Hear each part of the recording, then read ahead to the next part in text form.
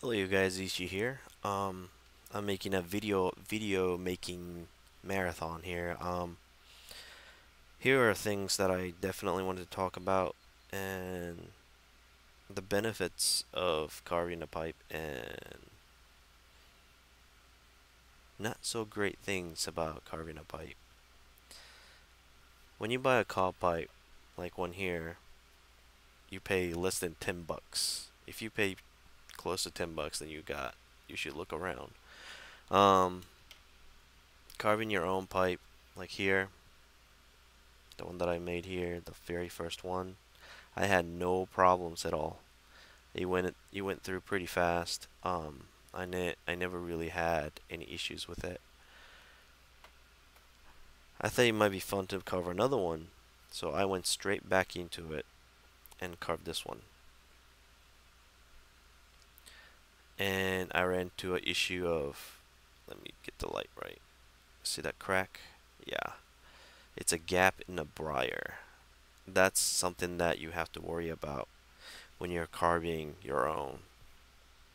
You do pay about 45 to 35 bucks for, pre-made kit, and sometimes you're gonna run into that kind of issue where there's gonna be a gap or a rock in it. Um, let's see, which one was it? This one actually have a rock right here. The light is not right for it. If you see the little dot right there, that's a rock. When you're sanding it with a Dremel, if you hit a huge rock, it is going to kick. So make sure when you're carving or sanding it down, look and make sure there's nothing there. This one here had a huge hole. Sorry, the camera moves it backwards. And I had to fill it in later on. And there's actually rocks in here that you can't really see. Let me see. Okay, it's right in here where my finger is. If you see black stain looking dots, that's actually where the rocks are. It's like a sand size, and I tried to get it out, but I was afraid to go in anymore because I got to the shape I wanted, so I decided to leave it. But when you get to this kind of huge gap, and if you get to the shape that you really want and you want to save, or if you want to try out smoking it, the best way to do it is, like I said before, line the inside with honey, but outside use earthware clay. What I usually do for these kind of issues that I get is take a earthware clay. You can buy it in any kind of pottery store, I think. Just ask around. I usually save some shavings from the wood, mix it up, and kind of mix. Try to get a color that matches and kind of fill those holes in.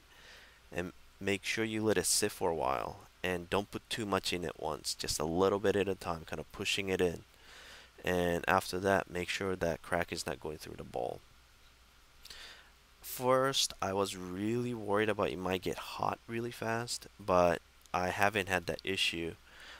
This is the one that I did for this pipe that I'm smoking out of. This is the one with the Savanelli Bolsa filter, and I have no problems with it. I didn't do it on this one because, like I said before, I like to show people some things that you might run into when you're carving a pipe.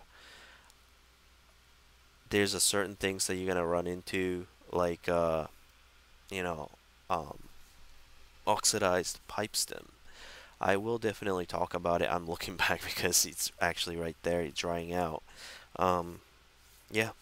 So I hope you don't run into that problems, but you will run into that kind of issues. So make sure when you're carving, knowing that when you carve, that's the kind of things that you might run into versus buying a state pipe for $50 or whatever.